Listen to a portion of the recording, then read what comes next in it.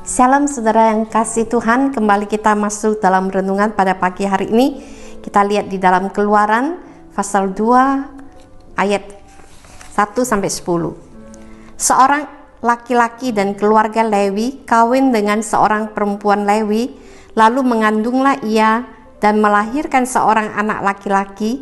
Ketika dilihatnya bahwa anak itu cantik, disembunyikannya 3 bulan lamanya. Tetapi ia tidak dapat menyembunyikannya lebih lama lagi. Sebab itu diambilnya sebuah peti pandan, dipakalnya dengan gala-gala dan til, diletakkannya bayi itu di dalamnya, dan ditaruhnya peti itu di tengah-tengah teberau di tepi sungai Nil.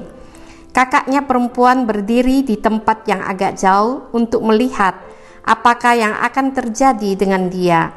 Maka datanglah putri Firaun untuk mandi di sungai Nil, sedang dayang-dayangnya berjalan-jalan di tepi sungai Nil, lalu terlihatlah olehnya peti yang di tengah-tengah teberau itu. Maka disuruhnya hambanya perempuan untuk mengambilnya.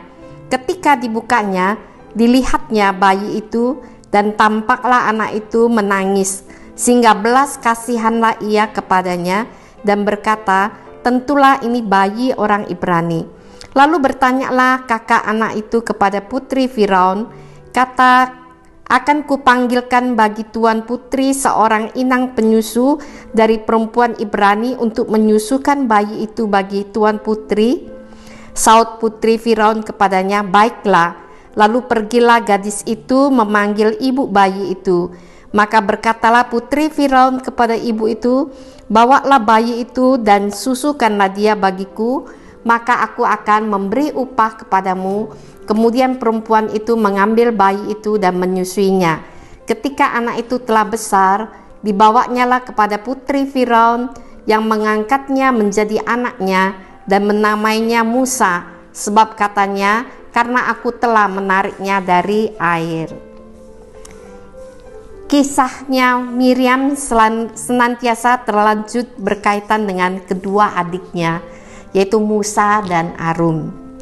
Kakak kandung dari Musa, seorang yang penuh iman, keberanian dan hikmat dalam mengemban tugas mengawasi adiknya. Musa seorang diri dalam situasi dan kondisi yang tidak menyenangkan alias gawat.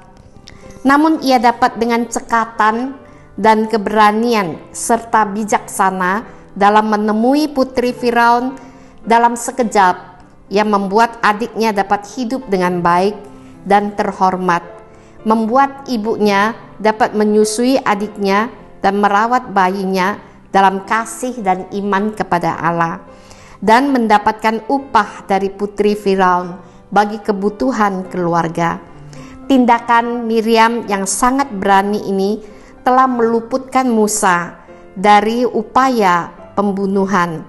Meskipun ia masih muda, namun ia telah menjalankan tugas yang dipercayakan kepadanya dengan baik.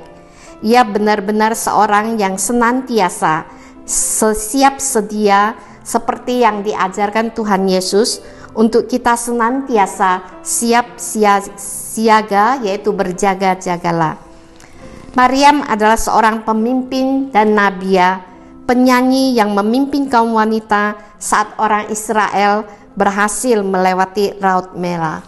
Ia berseru pada para wanita, bersorak gembira, memuji Tuhan dengan nyanyian kemenangan.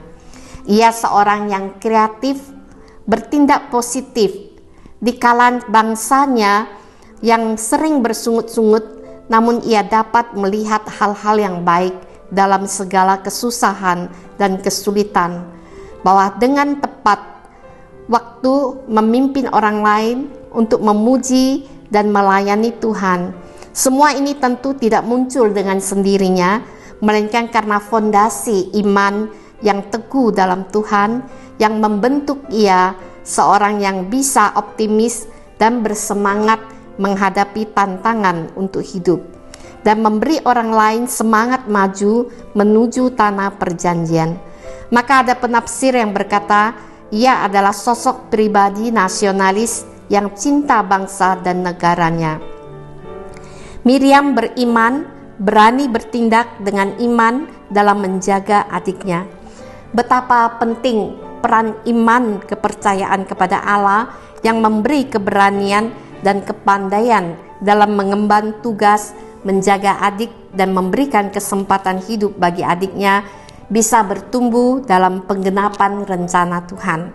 Seperti apa yang dikatakan Rasul Yohanes, dan inilah kemenangan yang mengalahkan dunia, yaitu iman kita. Iman dalam Kristus Yesus memberi kita hidup kekal dan pengharapan di dalam dunia ini maupun di dalam keabadian. Kiranya setiap kita beriman teguh dalam Yesus Kristus yang telah menyelamatkan kita dan yang mengasihi kita. Amin. Kita berdoa.